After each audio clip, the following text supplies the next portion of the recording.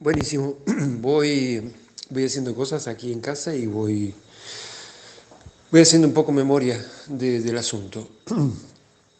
Eh, bueno, para que tengas un poco idea del grado de amistad que yo tuve con Sugasti, con Esteban, tuve el privilegio de ser el primero. Vos fíjate qué cosa, ¿no? Él con su estancia. Y yo fui el primero que acampó con él en su estancia. Fuimos a un bosquecito que había ahí en la parte de la estancia y en la sierra y acampamos. Mm, de hecho, fue el día más frío en 10 años. Nunca voy a olvidarme ese día, por eso que me parece tan especial.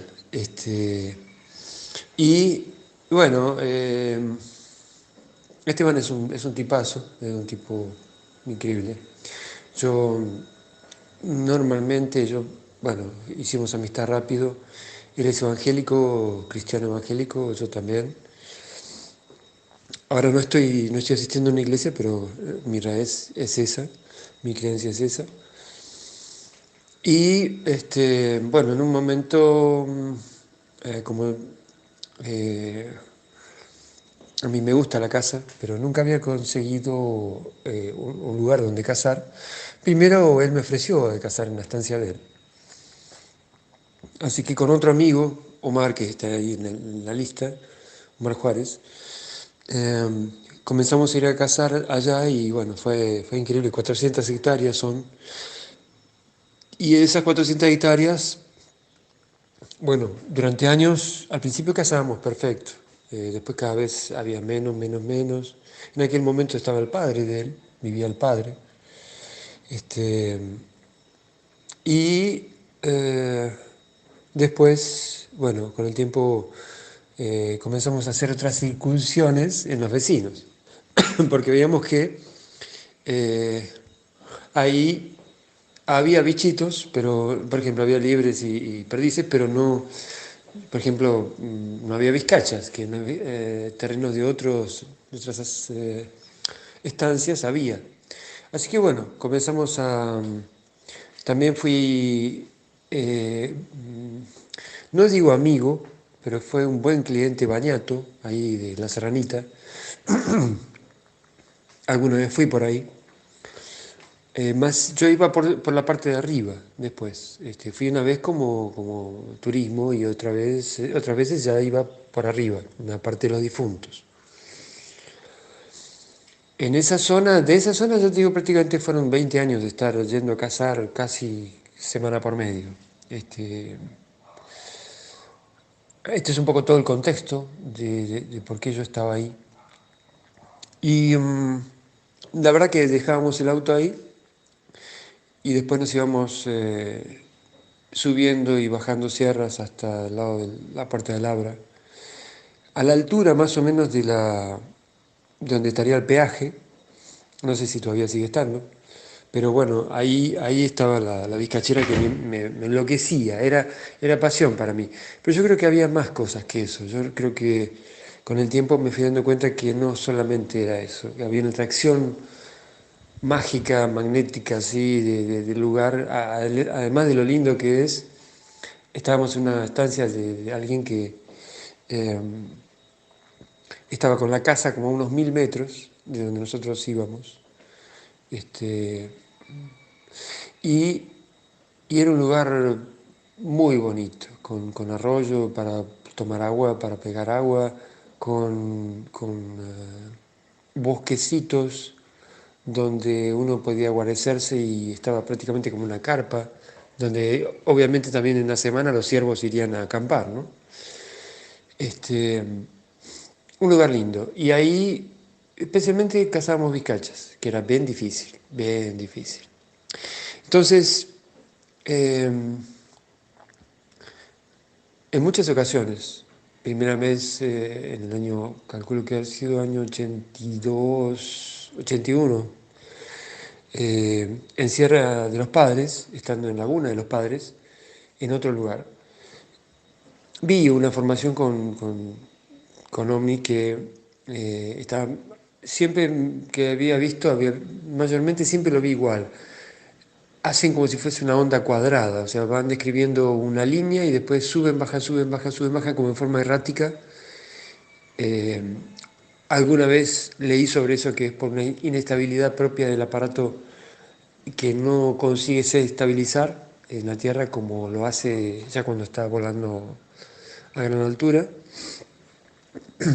Eh, y ahí, bueno, lo vi eso con varias personas, ¿no? Que ya lo había visto en un apagón en Buenos Aires cuando era chico, que tenía 10 años, en el año 70, donde hubo un apagón en todo Buenos Aires y vi una flota de ovnis. Haciendo lo mismo, eran tres ovnis y subían, bajaban, iban en una línea recta hasta que pararon. Cuando pararon comenzaron a hacer ese tipo de onda y desaparecieron, como si entrasen en un portal o algo así. Eh, Después, bueno, cuando voy a parar aquí, así vos escuchás. Ese caso me interesó, entonces digo, bueno, voy a investigar. Me fui con un grabador y fuimos a hacer una entrevista a toda esta gente que estaba por ahí. Contactamos varios vecinos. Había un vecino llamado Fernández que él, justamente cuando me hizo acordar a mí, cuando él vio a la distancia, eso en Colinas Verdes, él estaba, toda esta gente. Subastí está en el kilómetro 20, 20, 21. Y cuando ellos, eh, cuando los vemos, me cuenta que él vio un hombre de unos, en ese momento tenía unos 55 años, calculo, 55, 60 años ya tendría ese hombre. Eh, Él nos cuenta que ve, nos muestra el lugar en la parte alta de la sierra, donde después había como un cañadón, así bajaba, y, y nos muestra otra punta de la sierra, donde él vio, como unos 100 metros, hombres que, o sea, él vio como si fueran hombres como con luces en la cabeza, rodeando, o sea, la parte como si fueran los hombros, tenían luces en los hombros. Cosa típica, yo creo que ni las fuerzas especiales de la Marina usan eso, me parece. La cuestión es que él, por curiosidad, pegó la linterna que él tenía, esas de tipo cuatro elementos, las grandonas de Berredi, y enfocó. Él me mostró el lugar, me mostró la linterna y enfocó una linterna que tenía un buen poder. Eh, y cuando los enfoca, ellos responden con un rayo de luz, pero el rayo de luz pegó primero en un árbol, que era un pino, y el pino se vio blanco, o sea, él no es que lo quemó, sino que lo, él vio la luz de noche, en oscuridad total, la luz proyectada en el pino no se veía verde, sino que la luz era tan blanca que se vio como blanco ceniza. Ese fue el primer rayo. El segundo rayo fue como que raro. El segundo rayo fue directo a la cabeza de él. Y en la cabeza le cambió el color del cabello, le quedó como un naranja mezclado con verde, una cosa bien extraña. Corroboré eso con los vecinos que me contaron que él de un día para otro apareció con ese color de cabello hace años y así quedó. Leí después, con el tiempo, de que nunca es bueno hacerle señales así cuando uno está en un lugar así y ellos están muy cerca, no hacerle señales, porque normalmente las respuestas son hostiles. Sí, he visto que no son tan hostiles cuando están en una nave a la distancia, pero así si están muy directo es complicado. Y bueno, en aquel entonces, 2005, eh, tengo esas grabaciones y después las digitalicé. Si después querés te las paso, las busco y te las paso. Lástima que eran tres cassettes y perdí uno de ellos. Con el tiempo se perdió. Hay tanto viaje, imagínate, fue mucha cosa. Entonces yo lo digitalicé y ahí por lo menos tengo lo que conseguí conservar.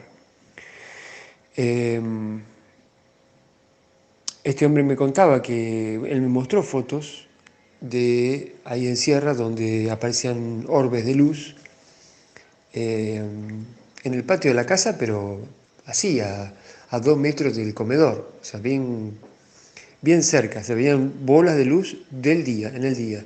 Yo no conseguí, en ese momento no, creo que no tenía cámara fotográfica cargada y no quedamos en después volver y nunca volví, porque yo dependía de mi compañero y no tenía auto yo. Y bueno, entonces em, eh, me comentó que había fenómenos que se relacionaban con lo paranormal también.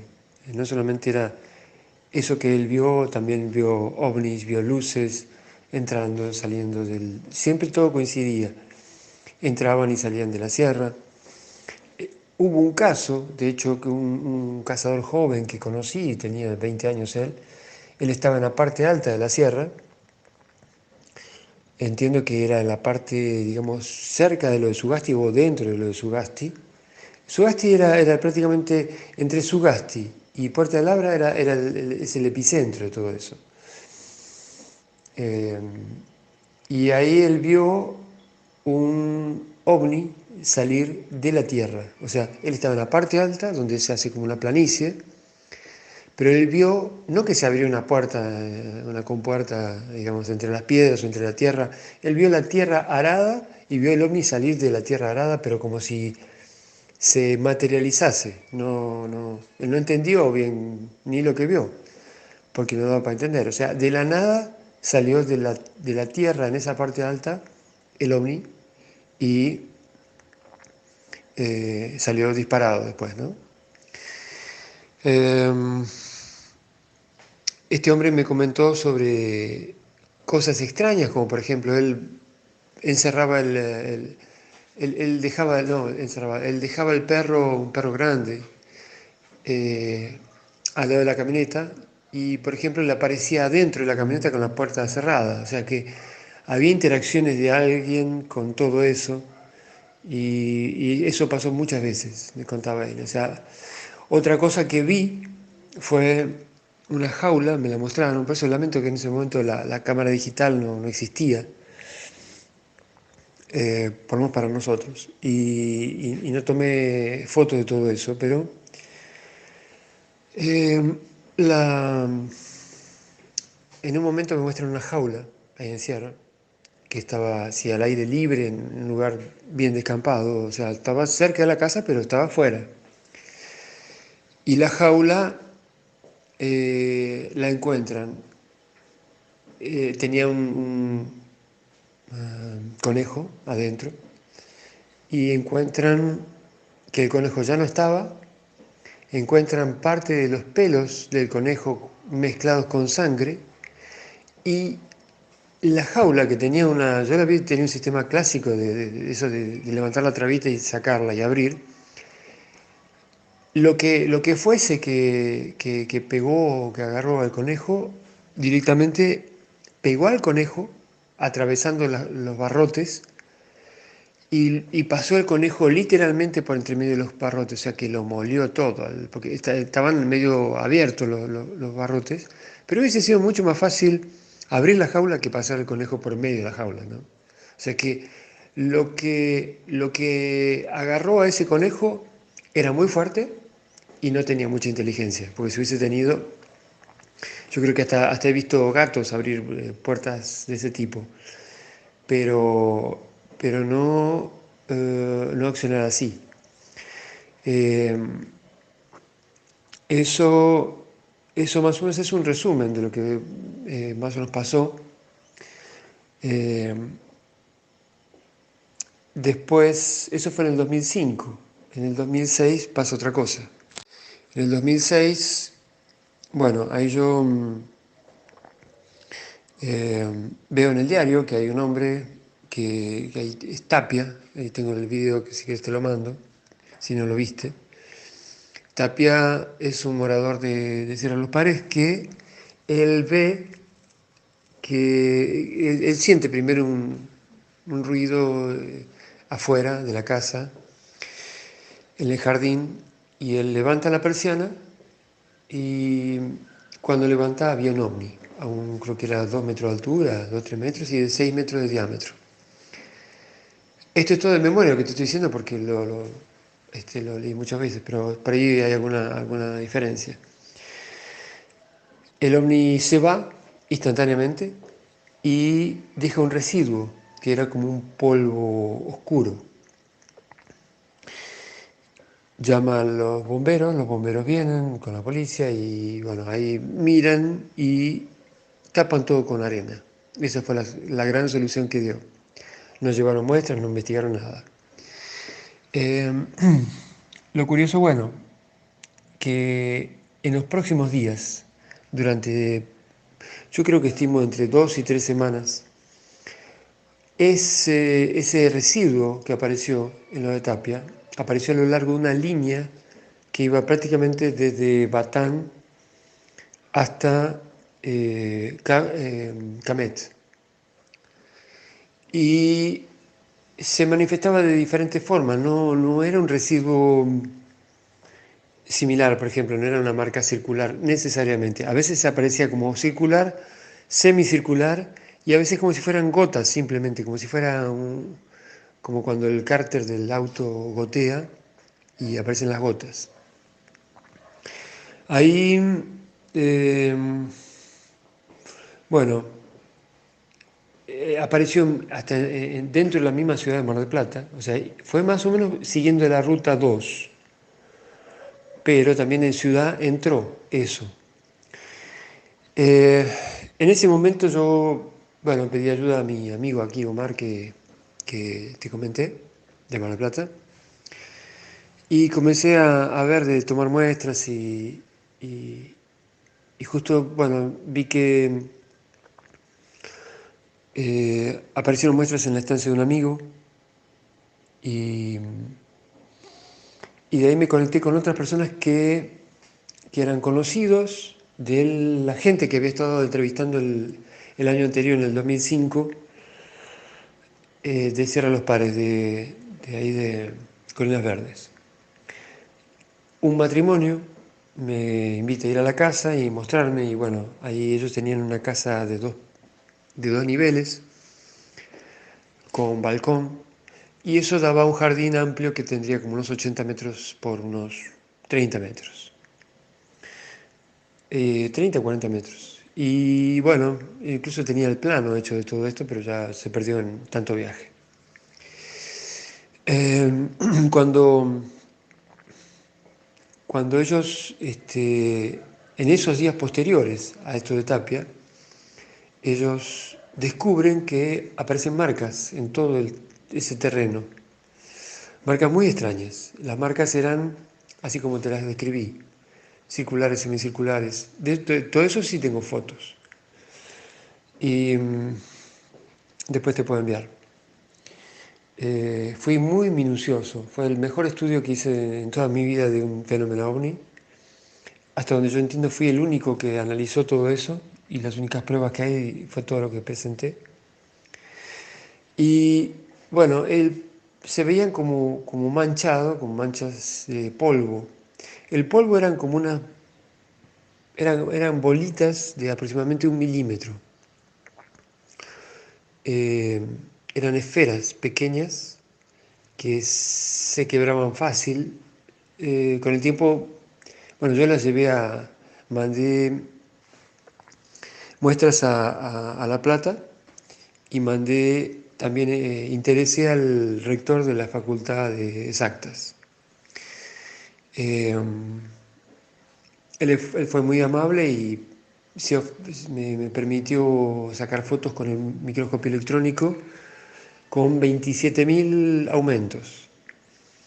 Y bueno, ahí él me dio la idea de que podía ser una espora de un hongo.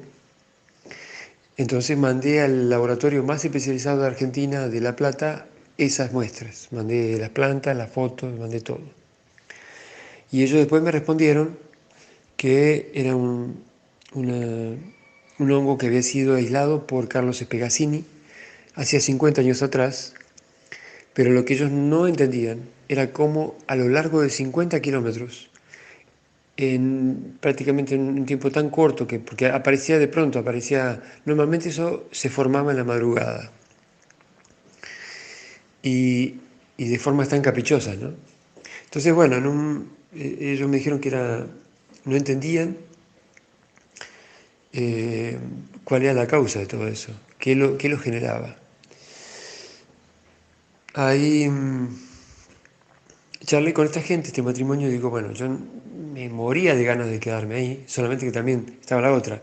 Ese polvo era tóxico, o sea, los perros habían quedado con los ojos rojos y casi murieron. La hora y tanto que estuve ahí tomando muestras y fotos y demás, también me contaminé con eso. Me dio como un malestar en el estómago, ¿no? Pero no fue tan grave como los perros. Los perros estuvieron casi a la muerte durante 5 días. Y digo, bueno, hagan una cosa, si este fenómeno se repite de nuevo, estén atentos, de noche, miren y ustedes comprueben si esto se repite o no. Ahí, ese día a la noche, se quedaron y a las 9 de la noche ellos vieron un destello como un flash, según lo describen. No había luz eléctrica de nada ahí, no había posibilidad de un flash de nada en ese perímetro de ese jardín. Al día siguiente, cuando van ahí, y yo había hecho ya todo un mapeo con todos los diseños de los dibujos de todas las manchas que había, cómo eran, en qué lugar, ¿no? Todo el territorio. Y esas manchas eran nuevas. Y aparecieron manchas donde fue exactamente el destello.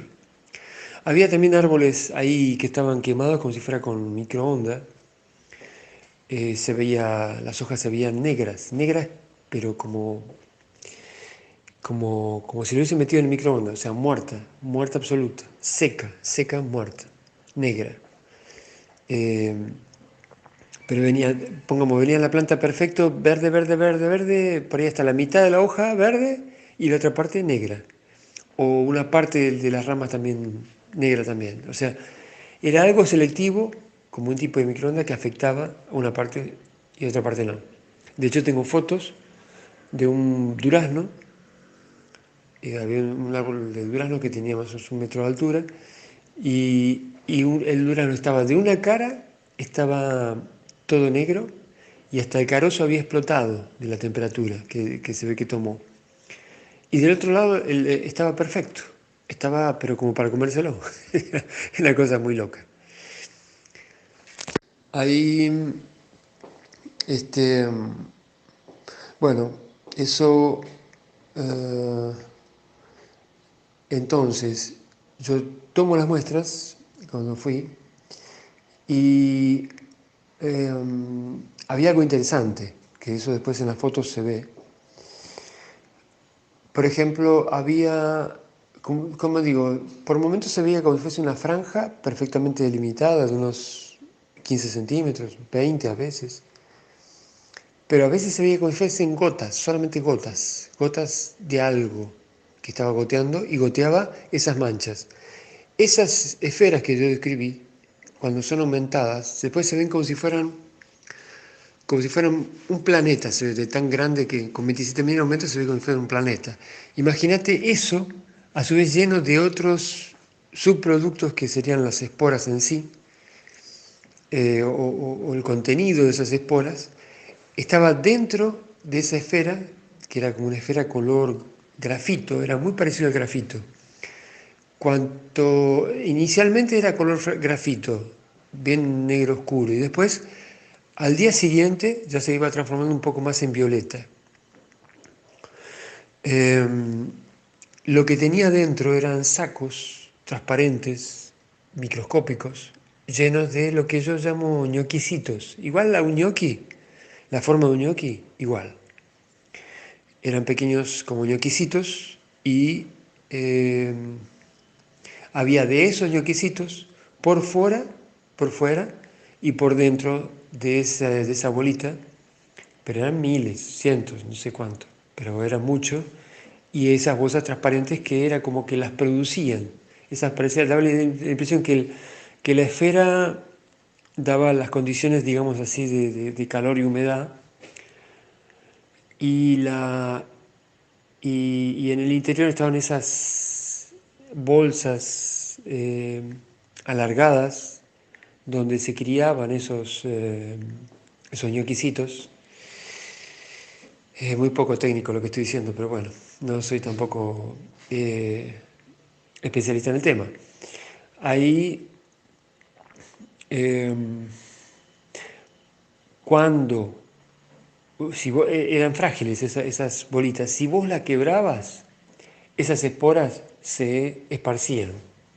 Y lo que vi es que lo que pasaba, que eso que decía que al día siguiente aparecía un color más violeta, era que esas esferas se iban quebrando. O sea, es como que era todo un proceso. Eh, Creaba las condiciones de humedad y de temperatura para acondicionar esas bolsas que tenían los ñoquisitos adentro. Una vez que ya estaba cumplida su misión y que se ve que tenían suficientes o ya estaban criados, digamos así, esa espora se rompía, esa esfera se rompía y ahí se esparcía en el aire. Imagínate que algo tan súper microscópico que era, uno lo podía respirar tranquilamente. Y bueno, em, ahí terminó el asunto. Nunca, nunca conseguí saber nada más que eso, solamente que había cosas interesantes. Saqué fotos también de un techo de ahí en Sierra, que me decían, es como si se sentían ruidos en el techo. Y fui al techo y se veía como si, en parte como si hubiese sido quemado por temperatura, pero no era una temperatura de fuego, era algo diferente. Era algo caliente que estaba cerca del techo y de alguna forma hizo saltar la pintura del techo, un techo de chapa, de esas chapas modernas con formas y pintadas de negro, ¿no? Pero la pintura había sido, creo que era negro, no me acuerdo bien, negro o gris. Eh, Después, eh, en un momento en ese jardín de este matrimonio, ellos tenían un tambor de 200 litros que tenía unas patas, ¿no?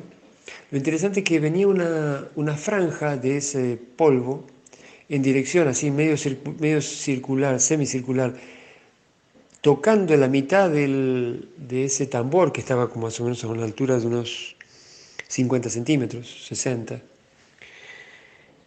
apoyado sobre esas patas, que todo era fierro, hierro, y eh, se discontinúa ahí y aparece del otro lado del tambor. O sea, imagínate una franja que viene, atraviesa el tambor, pero no por encima ni por, o sea, no había ni muestras ni arriba ni abajo del tambor. Simplemente fue como que algo, y es bien difícil de entender todo esto, algo que producía estas manchas, atravesó literalmente el tambor y aparecieron un poco más de manchas del otro lado, en franja también, o sea, como terminando de continuar y acabó.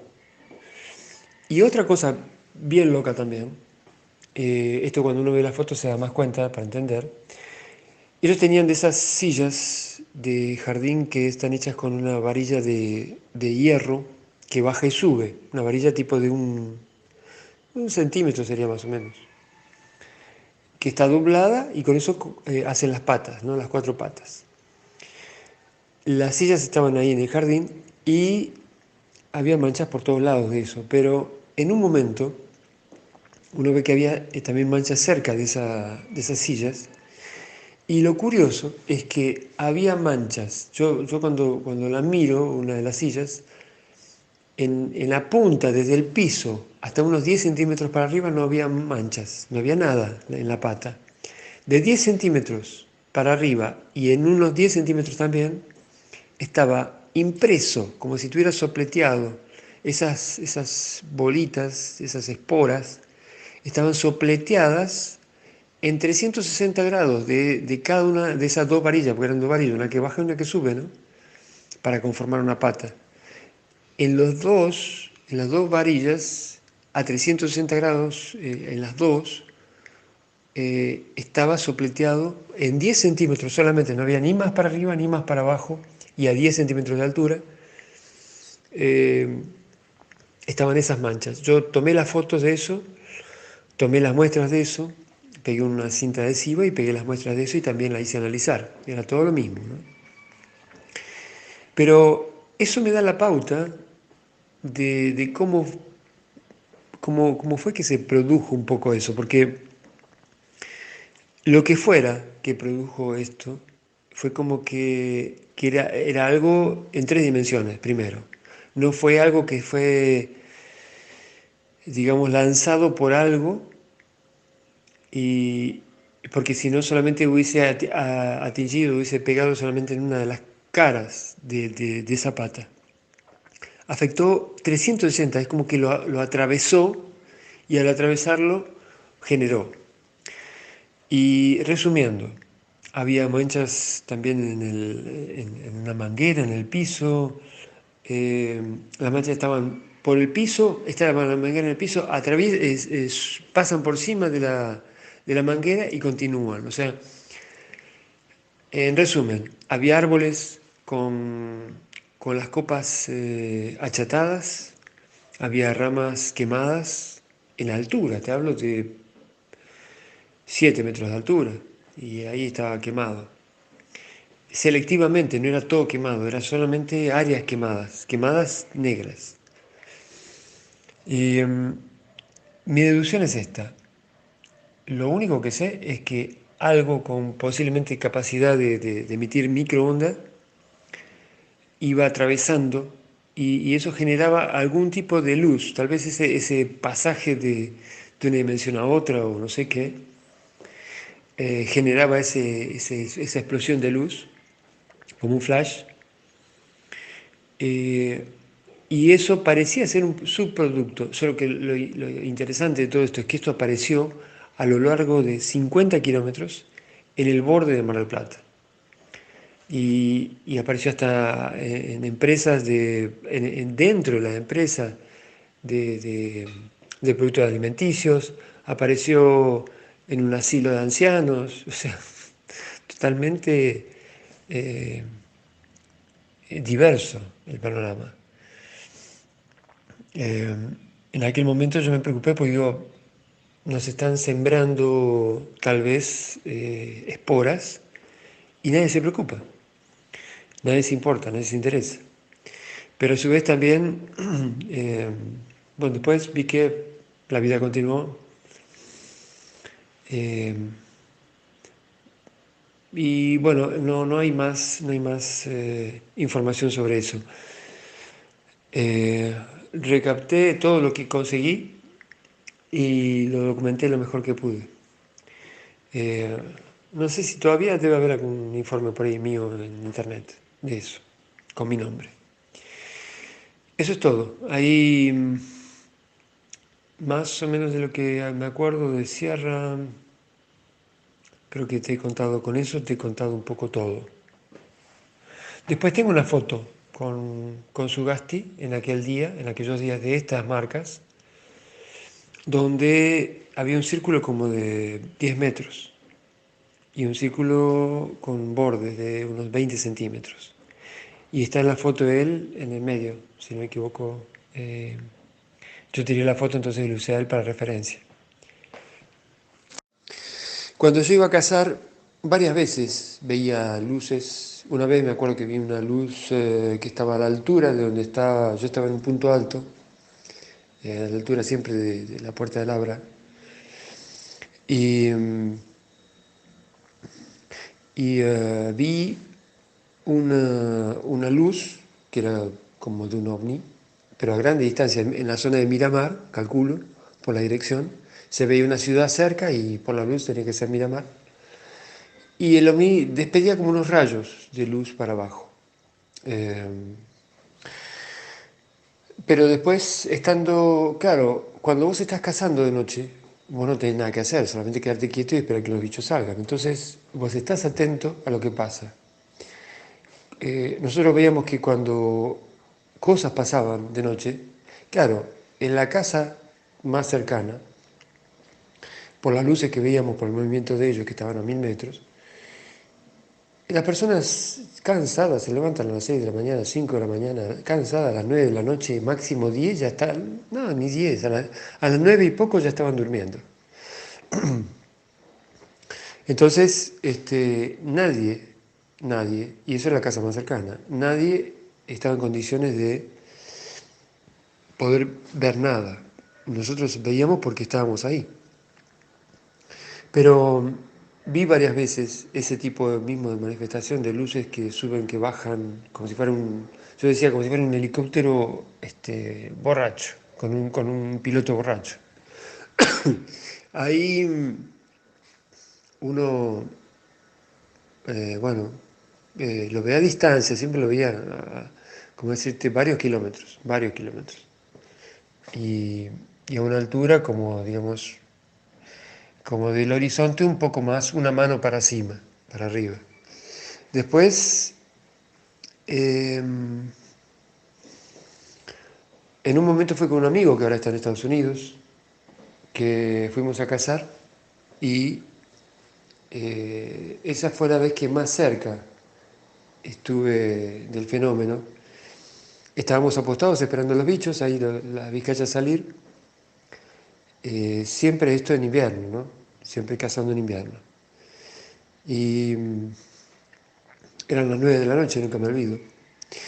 Y en ese momento comenzamos a ver una luz blanca, pero era muy diferente. Primero pensamos, uy, porque nunca había nadie por ahí, nunca. Solamente una vez vinieron los dueños a cazar, te hablo en 20 años, ¿no? Y otra vez que nos encontramos con otros cazadores, que eran de la zona. En 20 años, 2 veces. Entonces no era común ver a alguien a esa hora, ni reflectoreando ni cazando, pero eso no era un reflector. Pensamos que era una linterna, pero cuando mirábamos bien, primero, que tenía un tamaño no de una linterna, sino de una bola de luz que podría ser de unos 40, 50 centímetros, estaba a unos 80, 100 metros, y se desplazaba lentamente, suavemente. Era como que estaba volando eso, porque en la zona, nosotros conocíamos perfectamente, era un bajo, y en la zona donde eso se estaba desplazando, había piedras, había agua, nadie podía desplazarse suavemente, eh, aún siendo un humano, en medio de ese lugar porque era de difícil acceso, muy difícil. Entonces vimos que eso era, de hecho, otra cosa, era una bola de luz, no era una luz puntual, no irradiaba luz en ninguna dirección, o sea, era solamente luz que estaba contenida en ella misma, pero no veíamos un rayo de luz, cosa que en invierno es muy fácil, ¿no? No emitía luz hacia los costados, hacia los lados, hacia nada.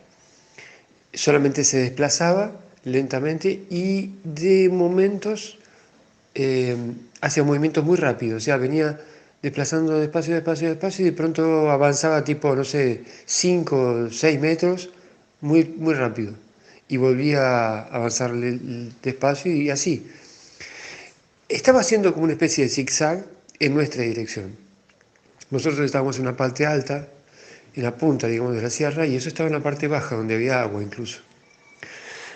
Pero bueno, hasta ahí nos estábamos quebrando la cabeza. Primero pensamos que era una persona, después vimos que no era una persona, que no era nada humano. Y ahí el tema de la decisión, lo que decíamos hoy. Yo estaba muy curioso de saber qué era eso. Lo miré con la mira de la carabina 22, donde también tenía láser, si quería, podía apuntar, pero miré y era una bola de luz, no era, parecía una sonda, digamos así, no era algo tripulado, era algo que emitía una especie de plasma alrededor que era la luz y y no tenía, o era una forma de vida o no sé qué. Bueno, eh, cuando pasó eso pensé, digo, bueno, le hago luces con el láser. Pero digo, por otro lado, pienso en la lógica. Eso no es humano. Eso tiene seguramente una alta tecnología. Si me ve con un arma apuntándole con un láser, ¿qué va a pensar? Que le voy a disparar. Y si eso tiene alguna vulnerabilidad y yo representase algún peligro, me va a dar un buen susto. Entonces, digo, nos quedamos quietos, no solamente miremos. Y miramos y eso se iba acercando, así en dirección así, zigzag, iba zigzagueando, pero en una zona, ya te digo, inaccesible. Atravesó fácilmente una zona inaccesible, porque no caminaba, eso volaba. Entonces, cuando veíamos 100 metros, 80 metros, 70 metros, y cuando ya estaba a 50 metros, dijimos, mira, miramos para todos lados, nadie sabía que estábamos ahí, la casa más próxima estaba a 1 kilómetro, nada, en Mar del Plata 20, nada podía ayudarnos si nos pasaba algo, y digo, aquí no, mejor nos vamos, y nos fuimos. Eh, Después, con los años, conocí eso fue en la década del 80, en el inicio, no, perdón, en la década, eh, eso fue en la década del 90. Yo que unos 4 años después, 3, 4 años después, en el 2005, hubo una serie de eh, mutilaciones de ganado. Un compañero de trabajo me dice que tenía un pariente que le había contado de un vecino que todo el año encontraba mutilado el ganado, que eran ovejas. Y él tenía 80 abejas y ya le habían mutilado el, el 30%.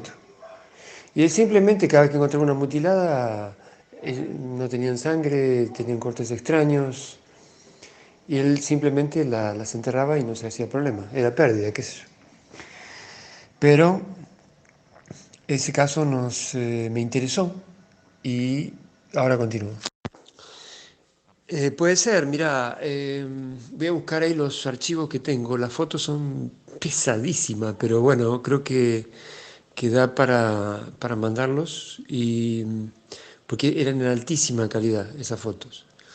Eh, Del microscopio electrónico. Tengo las fotos tanto del microscopio electrónico como de los objetos del lugar que fue el que recibió esas esporas. Y bueno, un poco de información de todo, ¿no? Así que ahí voy a buscar en la compu y ya se los paso. Eh, yo creo que fue porque en aquel tiempo yo estaba colaborando con el grupo de Carlos Ferguson. Y yo le di información también a él. Así que bueno, ahí está el asunto. Y algo que creo que no mencioné en esa conversación fue el hecho de que también tomé fotos, también las tengo en alguna parte y las puedo buscar, de unos asentamientos triangulares con una forma de triángulo con una base pequeña y alargados. Creo que eran 6 que aparecieron, casi frente al aeropuerto, en un terreno descampado. Yo fui con un amigo y tomé las fotos.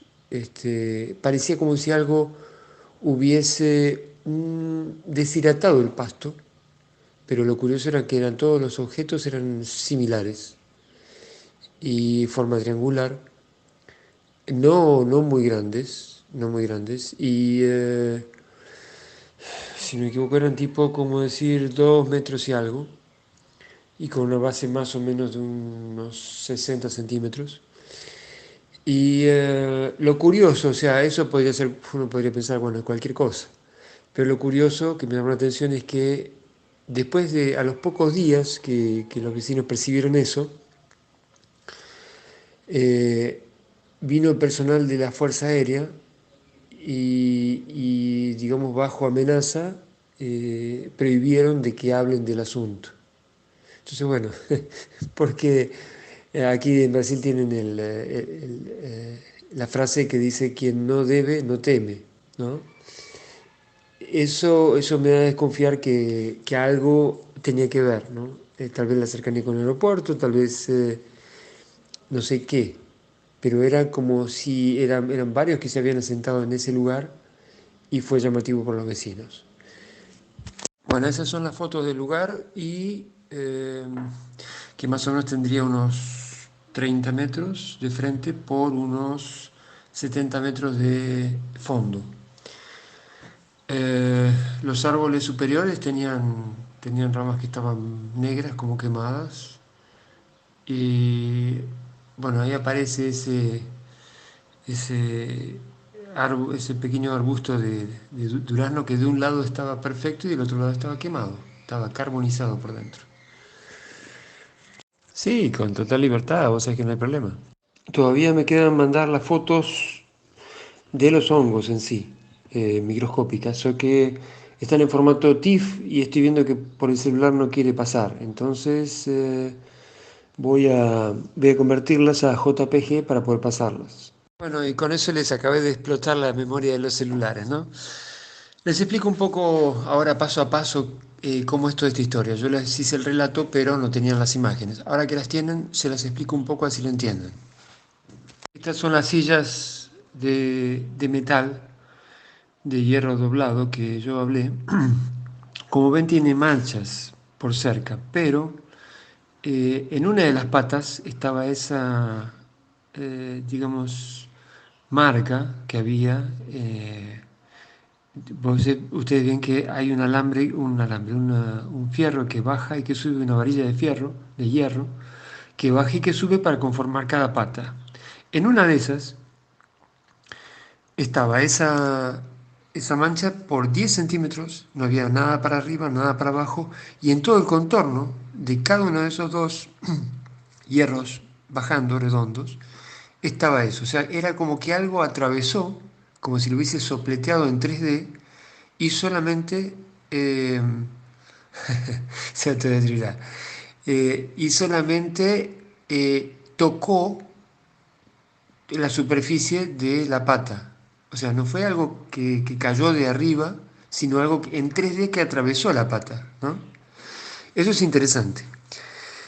¿Qué hice yo para tomar? Bueno, tomé fotos de esa pata, pero también tomé una muestra que son las cintas, que se ven cinta scotch, que se ve con las bolitas medias explotadas, porque al apretar con la cinta, esas bolitas que eran frágiles, y ahora les voy a mostrar cómo eran las bolitas, de 1 milímetro aproximadamente, ellas tenían contenido de esporas por fuera y por dentro.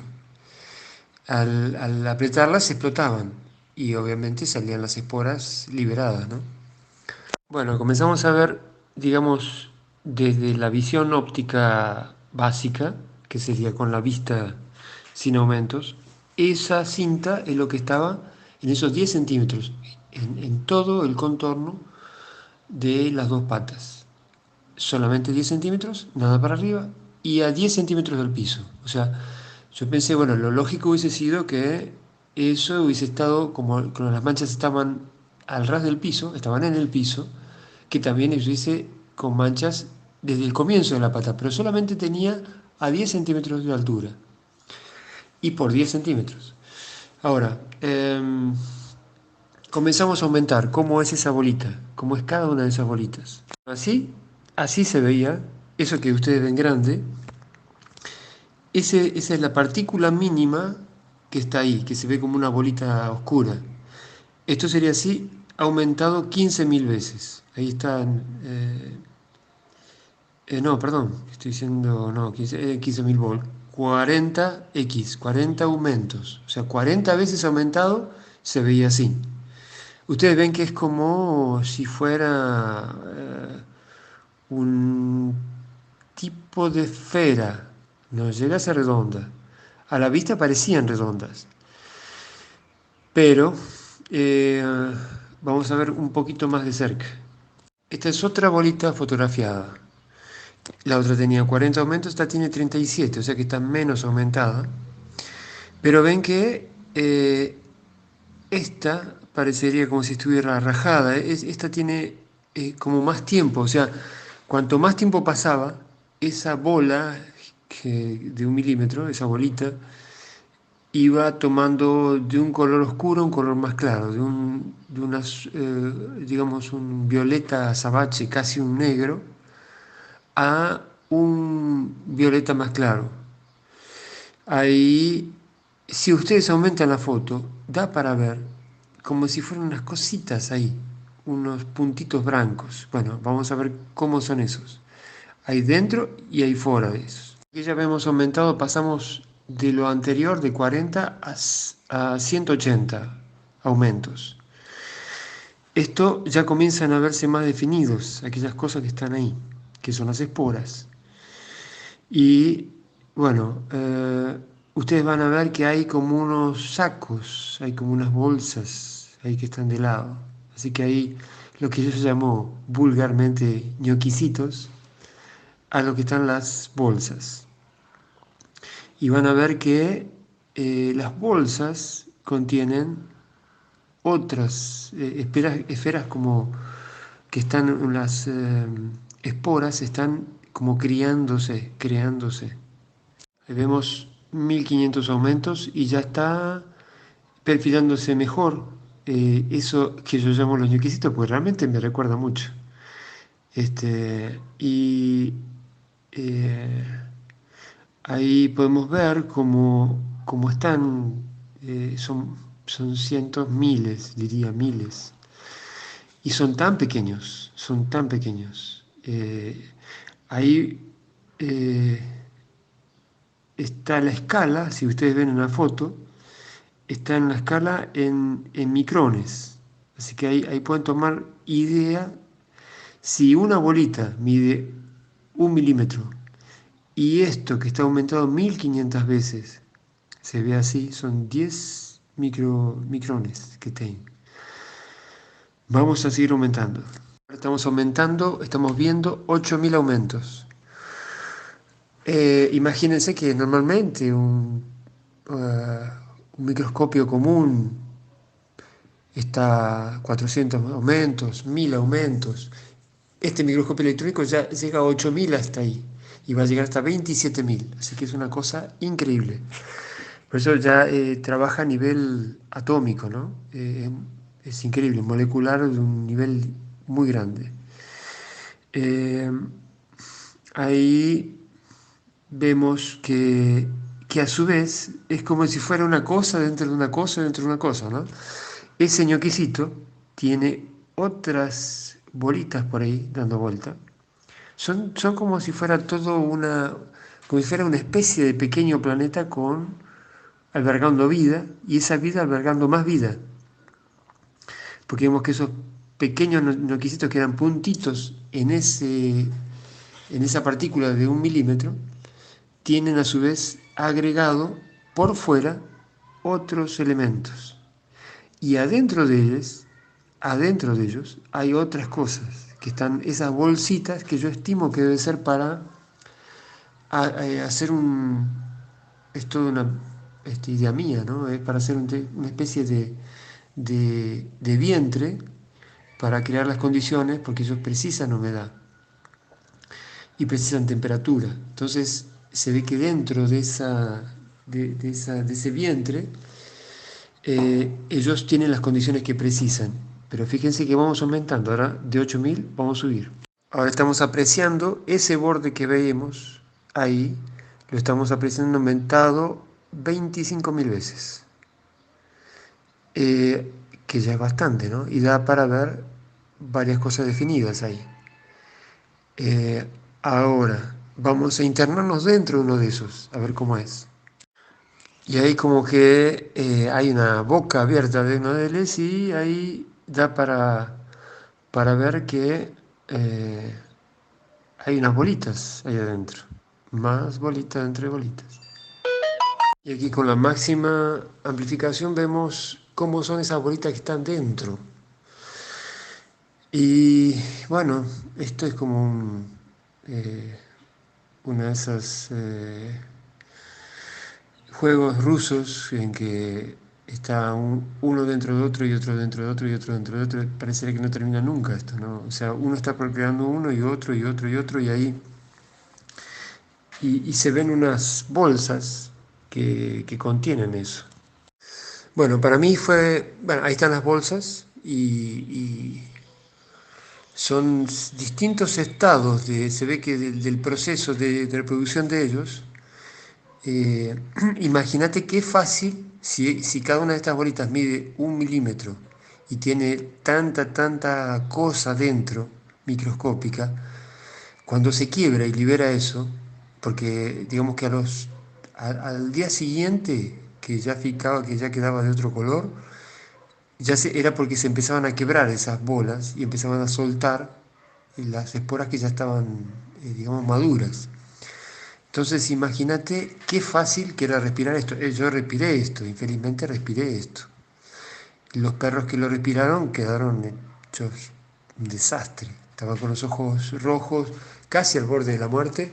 Se salvaron, pero no les fue fácil. Estuvieron 5 días mal.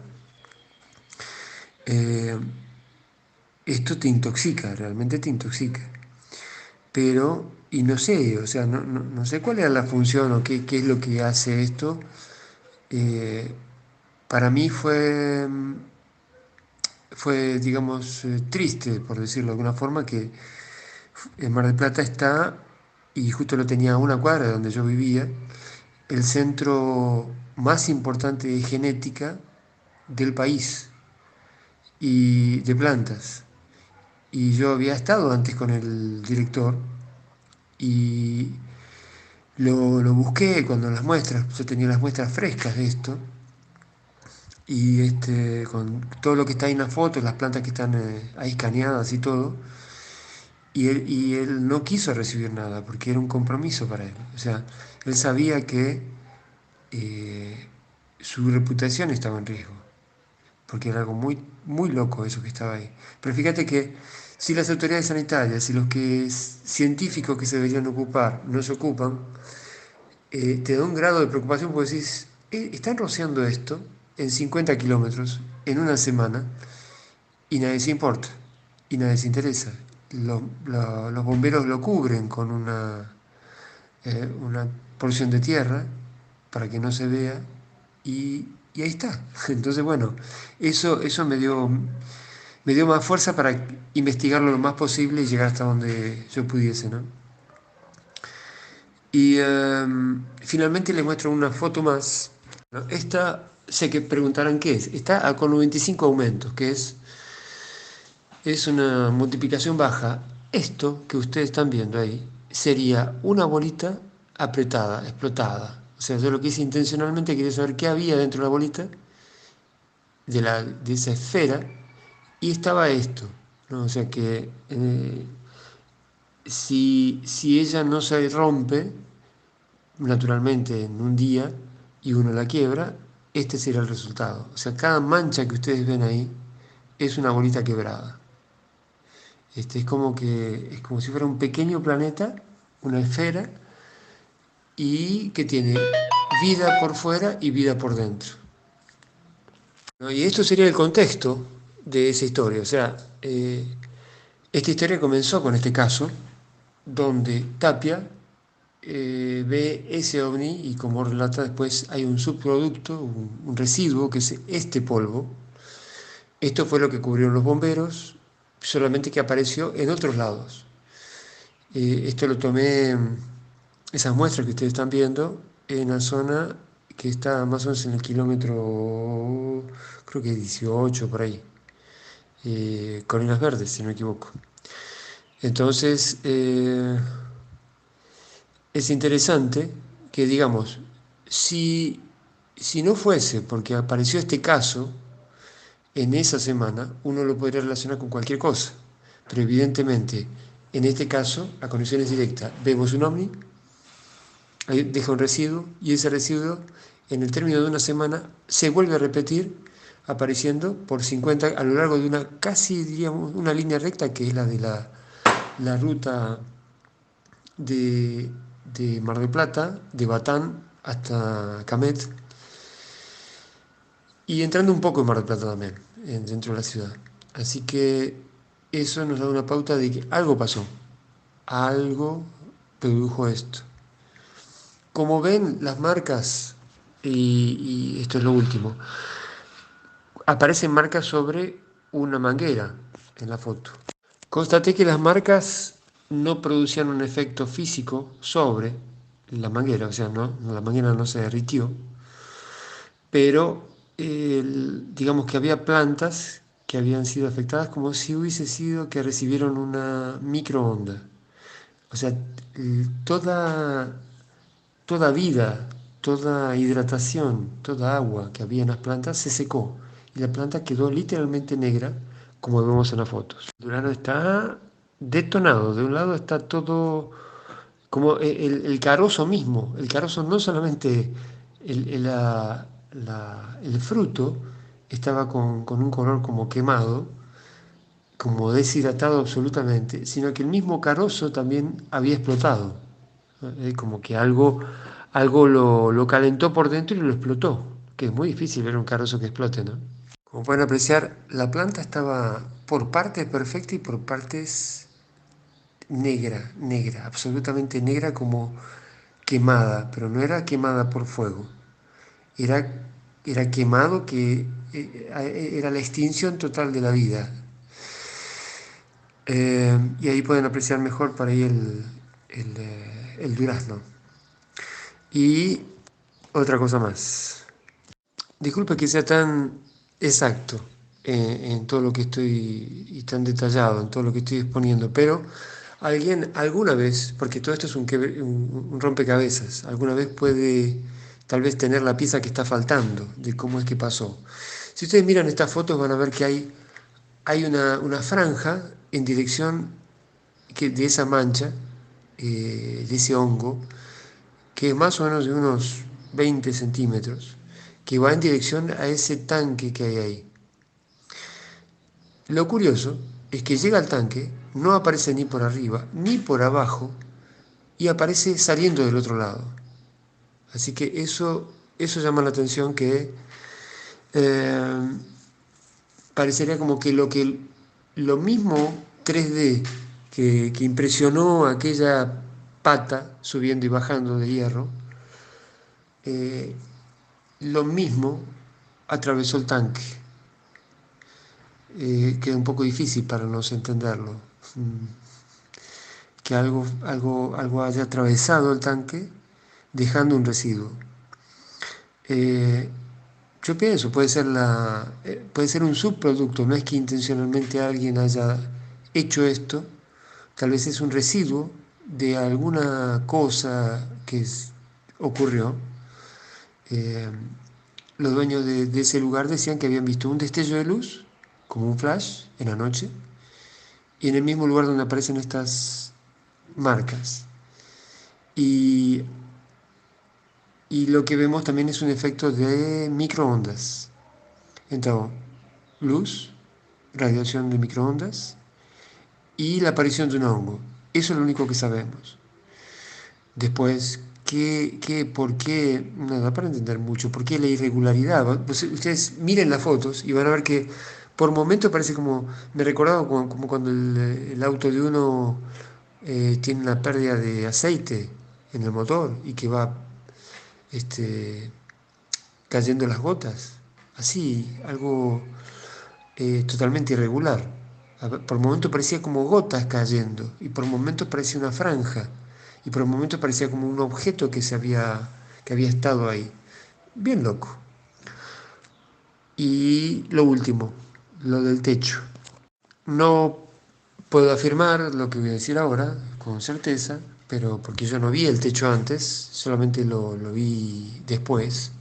El techo era un techo nuevo, bastante nuevo. Y se veía como que en partes estaba como descascado, como si fuera por temperatura, como que algo, y ellos dijeron que habían escuchado algo sobre el techo. eh, no me extrañaría que algo produjo una radiación que llegó a interferir con esa, digamos, porque era el único metálico que había en la zona, lo demás era vegetación. Entonces, tal vez algo influyó sobre ese techo para que la pintura se supercaliente y bueno, se salte de esa forma. Así que bueno, eso es todo. Creo que no me olvido nada. Cualquier pregunta que me quieran hacer, estoy abierto a lo que ustedes deseen, ¿eh? Y pueden usar la información como quieran, tienen libertad. Bueno, ¿qué tal, gente? Mirá, eso mismo es lo que una vuelta le comenté a Carlos y a Rubén.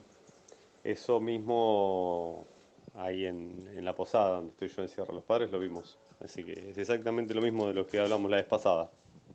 Se hacía mal, se hacía bien, la verdad que desconozco. O sea, porque nosotros lo manipulamos, levantamos, movimos, o sea, estaba por todos lados. Eran pequeños círculos. Gracias a ustedes, amigos. De mi parte solamente puedo estar feliz por haber vivido gran parte de mi tiempo en Argentina y haberme dado todo ese paquete de recuerdos buenos que nunca los voy a perder, ¿no?